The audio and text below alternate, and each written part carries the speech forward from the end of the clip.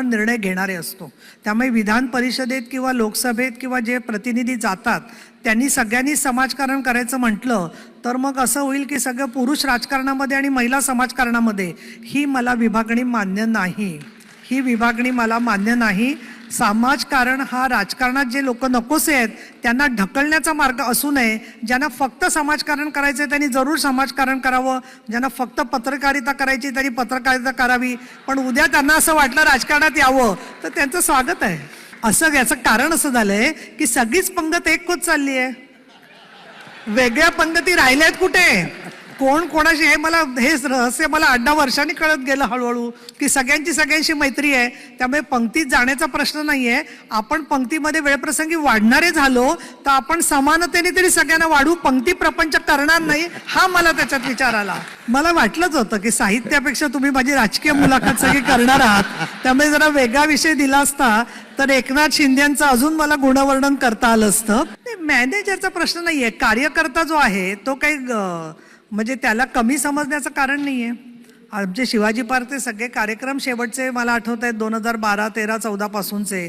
प्रत्येक सभेला ठाण्याहून माणसं यायची आणि त्यांचेच लोक संपूर्ण तयारी करत होते. एक हा भाग. दुसरं, आता त्या सगळ्या तपशिलात जायला ती ABPची मुलाखत बघायला हरकत नाही आहे. आणि आज उद्धव ठाकरे गटाचे फारसे लोकही समोर नाही आहेत, त्यामुळे ते असताना बोललेलं मला फार आवडलं असतं.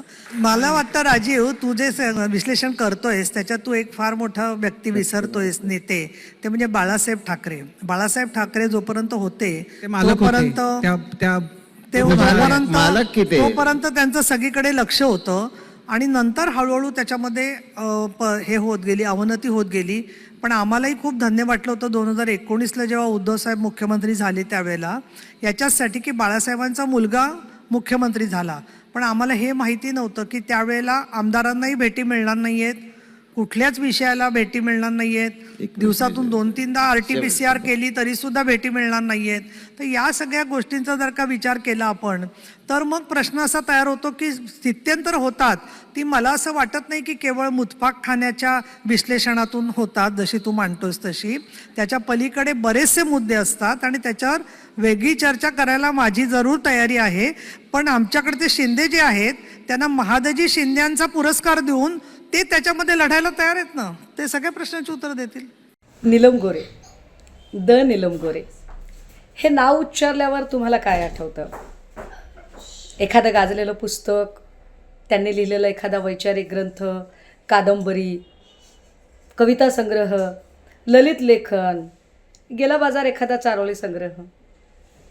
नाही, साहित्य संमेलनामध्ये साहित्यिक म्हणून त्यांना त्यांची मुलाखत घेतली गेली म्हणून मी आपलं सहज बोलतीये.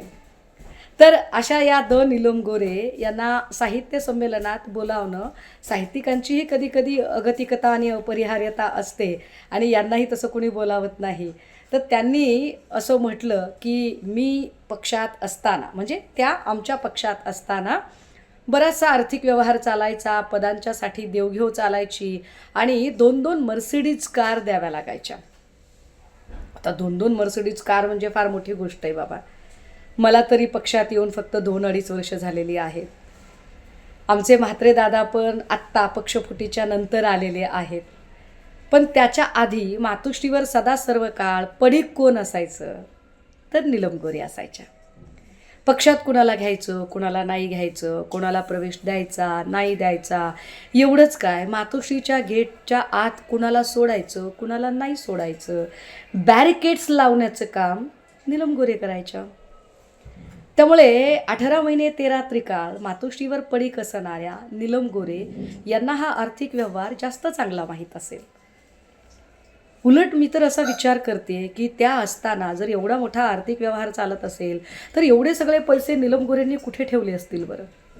म्हणजे त्यांची विदेशात पण काही खाती असतीलच ना, इथेही असतील.